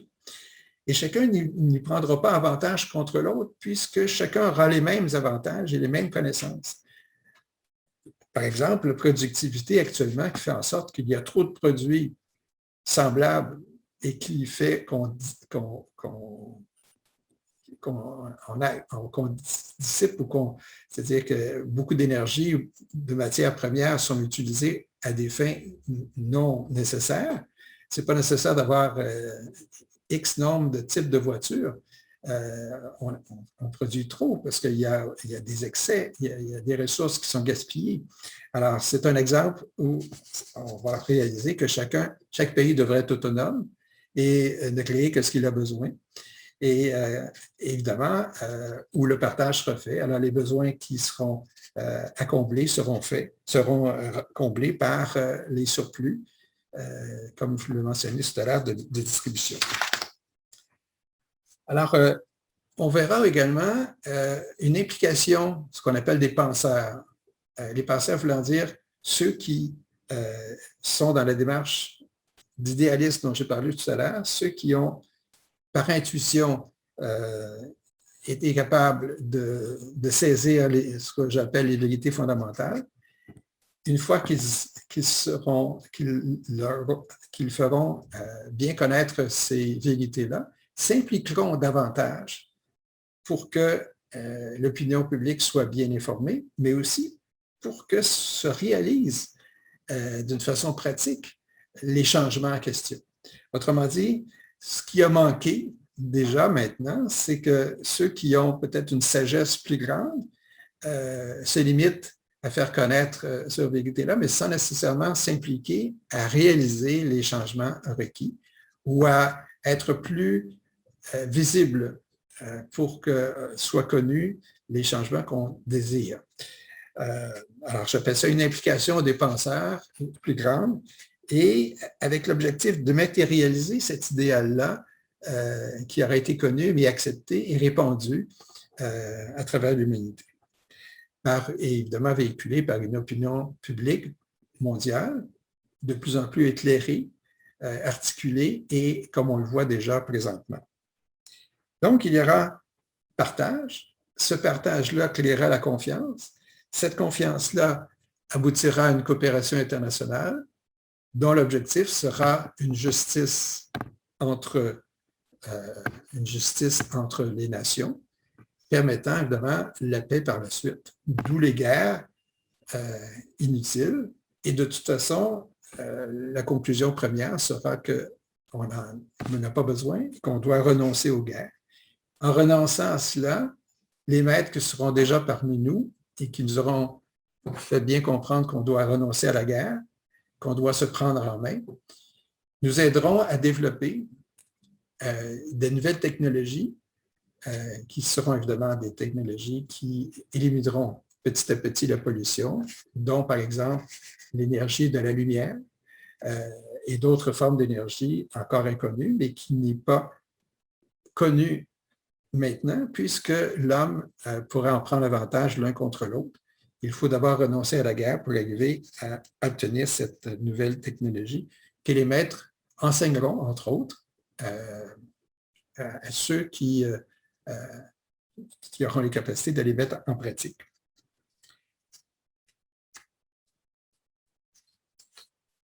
Et pour finir, pour vous donner un exemple de ce qui vient, j'ajoute qu'il y aura... Voilà. Alors, pour conclure, ce que je voulais mentionner, c'est qu'on va comprendre que tous et chacun a une valeur. C'est-à-dire que nous sommes tous dans une démarche où l'individu a sa place et a un rôle à jouer. Alors, dans la nouvelle éducation, lorsqu'on aura reconnu les types d'énergie, le niveau d'évolution de chacun, et que l'éducation sera formée, basée sur le niveau d'évolution de chacun, c'est-à-dire celui qui est à un niveau X, dont les connaissances et l'expérience aura été plus grande, pourra bénéficier d'un champ de connaissances plus grand, puisqu'il pourra l'assimiler et le développer. Et permettant également aux autres de voir le chemin à faire et de le faire plus rapidement. Alors, ce contexte-là, où tous et chacun, avec un enseignement qui est universel,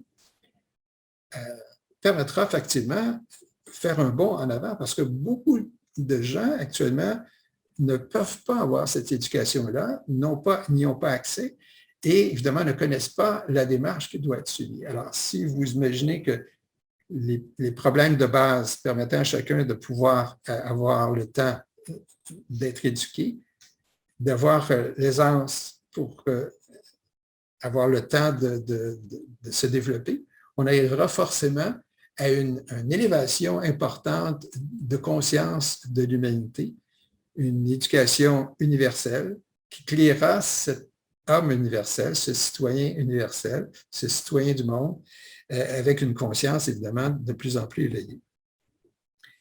Alors, en conclusion, l'existence d'une nouvelle éducation comportant la science de l'âme est incontournable, est importante, et le réalisant, on doit faire en sorte que chacun d'entre nous, quel que soit l'endroit où on est, il est important de faire comprendre que c'est ce vers quoi nous devons aller et qu'on doit aussi, pour sa propre démarche, mettre en pratique les moyens qui nous permettront de rayonner en tant qu'individu, mais rayonner dans notre groupe et de partager la connaissance et d'en faire évidemment des objectifs qu'on peut réaliser à court terme, de répandre les enseignements, de répandre la connaissance et d'expérimenter entre nous la démarche qui est celle qu'on doit faire tôt ou tard. Alors, c'est la conclusion rapide là, que je peux faire au niveau de ce qu'on appelle les citoyens universels. Et c'est le cadre dans lequel nous sommes présentement. Et une fois qu'on réalise cette situation-là, je pense qu'on n'a pas le choix que d'agir en conséquence. Et l'énergie, elle est là maintenant. Et on n'a qu'à la saisir, connaître qu'elle est là, s'en saisir et évidemment et de la mettre en action, c'est-à-dire d'agir. Alors voilà, c'est la fin de cette période. On s'arrête encore une fois pour une dernière période de questions et on verra par la suite le chemin qu'on va prendre dans le cadre de notre prochaine rencontre. Alors, on s'arrête un instant. On passe à une période de questions.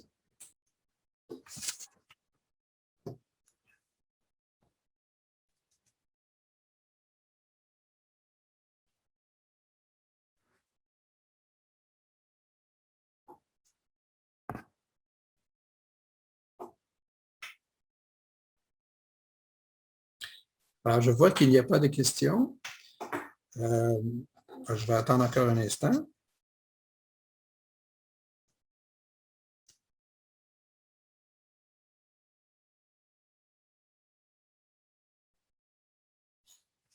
Bon, alors voilà, on va passer aux autres fiches d'informations que je veux vous présenter avant qu'on se laisse aujourd'hui.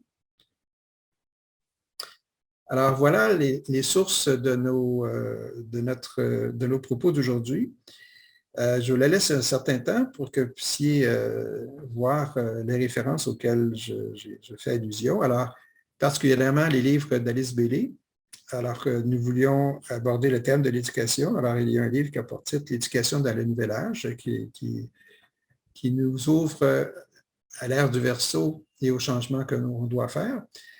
Les mirages, problème mondial, évidemment, c'est met en évidence les mirages dont on a parlé, spécialement à notre première rencontre d'il y a 15 jours. Ensuite, un enseignement plus complet qui est fondamental et que vous pourriez lire à un moment donné ou un autre, c'est dans le livre Traité sur la magie blanche, toujours d'Alice Bailey.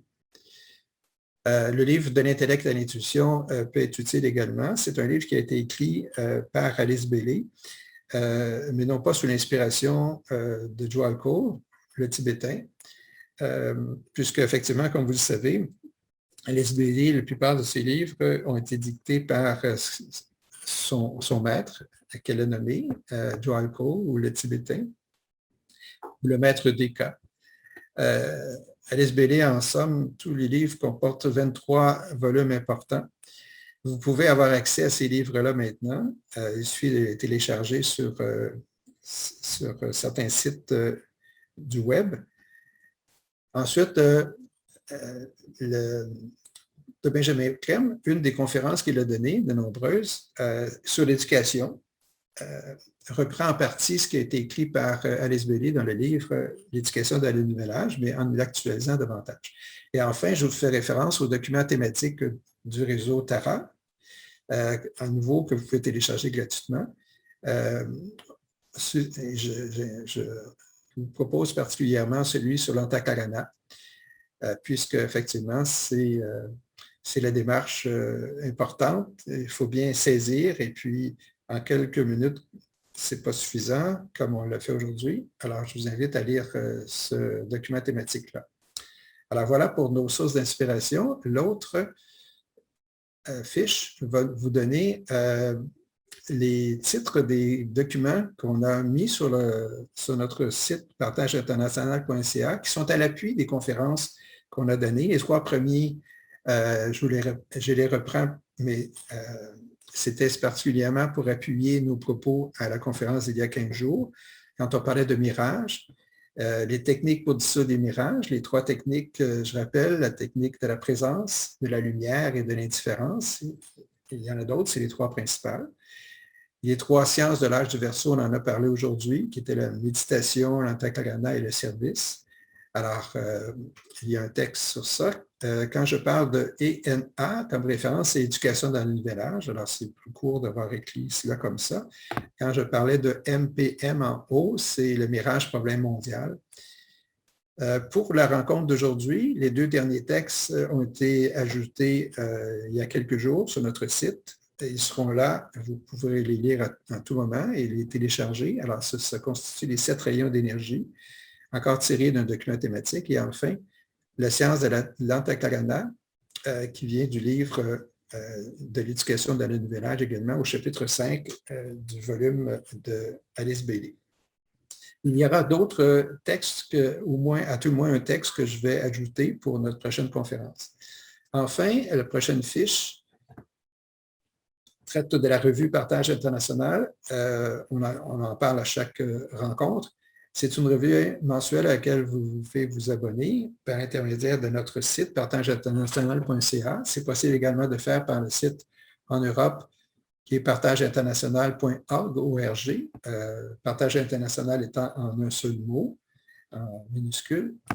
Cette revue-là est vraiment une revue magnifique qui reprend les activités qu'on retrouve et qui vont dans le sens des priorités de Maitreya et également qui font état des bonnes nouvelles, des changements qui sont en train de se faire un peu partout dans le monde. Il y a des articles de fond, il y a la revue, il y a également des reprises des livres de Benjamin Crème. Alors, je vous invite à vous abonner. C'est une revue qui a un coût très raisonnable. Et enfin, je vous laisse avec la référence à notre réseau. Vous pouvez avoir beaucoup de documentation, comme vous l'avez compris. Nos prochaines activités, donc la prochaine conférence, nos documents thématiques, on vient de le voir, et les liens des textes qu'on vient de parler et qui seront toujours là. Alors, en plus, il y a une autre question qui s'est ajoutée. Avant qu'on se laisse, je vais le lire.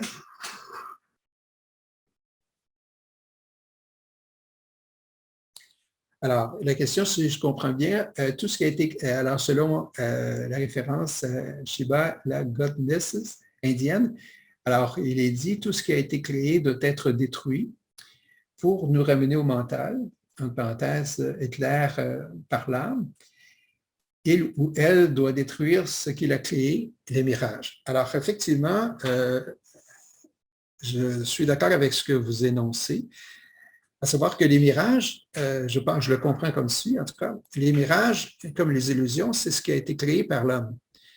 Et c'est à l'homme de détruire ce qu'il a créé. Et de ce côté-là, c'est exact. Et une fois qu'on aura dissous les mirages et les illusions, on aura enfin accès à la réalité, c'est-à-dire à la réalité de qui nous sommes. ça passera par le fait qu'on se sera désidentifié de notre corps physique, de notre corps émotif et de notre mental pour s'identifier qu'à l'âme. Alors, c'est dans ce sens-là que je comprends que l'on doit effectivement détruire ce que l'on a créé. Créer voulant dire les mirages et les illusions, et le maya, qui est le développement purement physique de nos habilités, de notre propre création. Alors, ce qui est dit par Alice Bailey et par Benjamin Clem, je pense qu'on peut le relier avec le passage que vous avez mentionné. Alors, il n'y a pas d'autres questions. Continuons où on était. Voici le thème de notre prochaine rencontre dans 15 jours, agir collectivement en vue d'un renouveau historique.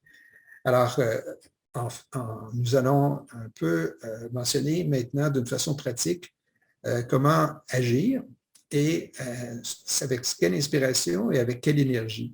Alors, il y a maintenant des centres planétaires qu'on retrouve dans différentes villes et qui sont reliés à la présence des maîtres actuellement. Je mentionnais qu'il y avait 15 maîtres actuellement sur Terre. On connaît les villes dans lesquelles ils sont. Et chacun représente un type d'énergie qui est accessible maintenant. Alors, il faut le connaître. Alors, on fera un tour d'horizon de ces endroits-là. Et évidemment, c'est le troisième point, faire connaître les nouveaux idéaux. On fera un résumé de ces idéaux-là et on prendra des exemples de ce qu'on retrouve dans différents mouvements, événements, mentionnés entre autres dans la revue Partage international, et qui permettent de penser que déjà, ce nouveau paradigme que je vous invite à découvrir et à initier, c'était le thème de notre rencontre des 3 conférences d'octobre, se réalise d'une certaine façon et prend de l'ampleur et sera d'ailleurs désormais des pensées bien connues, des inspirations qui permettront en fait de réaliser que nous sommes dans un contexte d'urgence et de plus en plus ouverts à créer ce nouveau monde que je vous invite à découvrir ensemble. Alors voilà, j'ai encore pris plus de temps que je voulais, mais on va se laisser sur cette fiche. On laissera cette fiche-là encore quelques temps pour que vous puissiez voir ce que nous allons mentionner.